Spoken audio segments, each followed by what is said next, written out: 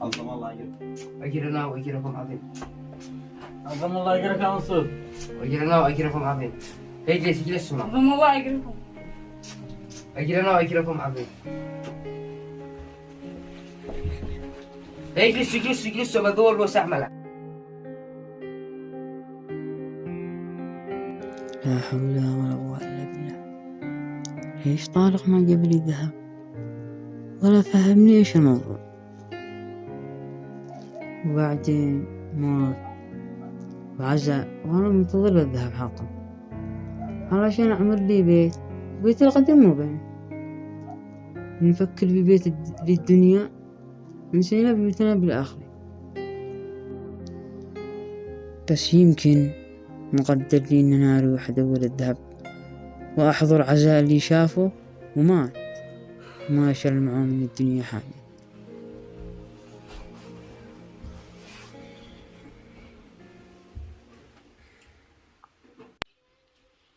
السلام عليكم. وعليكم السلام ورحمة الله.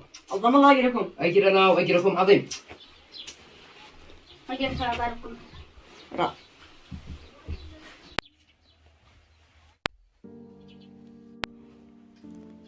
كلكم اليوم حاضرين بعزاء وليد وعلوي الله يرحمهم. كلكم كنتم عارفين بأخلاق وأمانة وليد، وأنا اليوم أمامكم ومقام أضيش على موت وليد 3 أيام. أقول لكم إن وليد ما قاسي لك أحد ولا نسب على أحد، وهذا اللي بيدي ذهب الرجال اللي جاي يدوره، وهذا ذهب اللي خباه عندي وليد وأمني عليه وقال لي مهما صار ومهما حصل ما سلم الأمانة لصاحبها.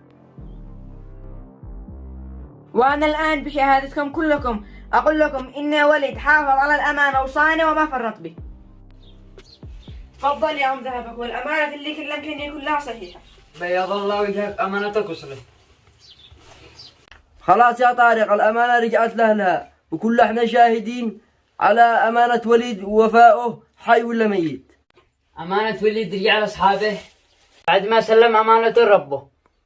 جزيك الله ألف خير يا طارق، والله إنك نعم الصاحب ونعم الرفيق.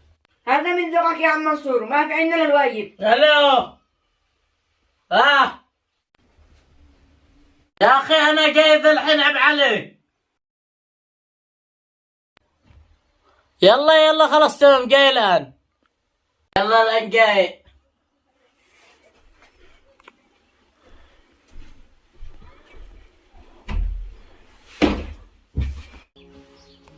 واو كم قالوا ايش ثلاثة.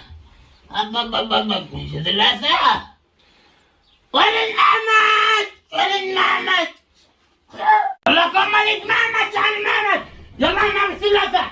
جالس تطردان. واحدة من شداد.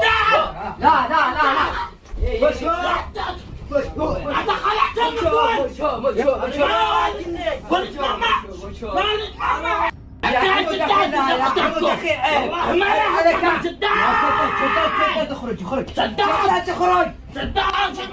الرجال منصور وعين كيف تفعلوا؟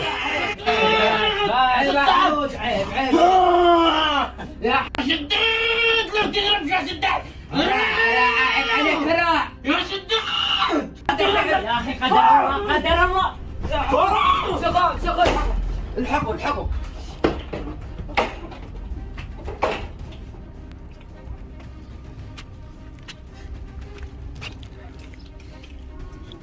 يا شداد لا تهرب. يا حمود أخي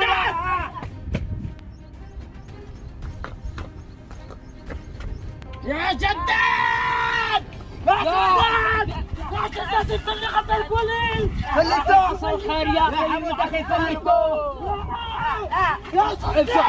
شداد يا حمود أخي. يا حمود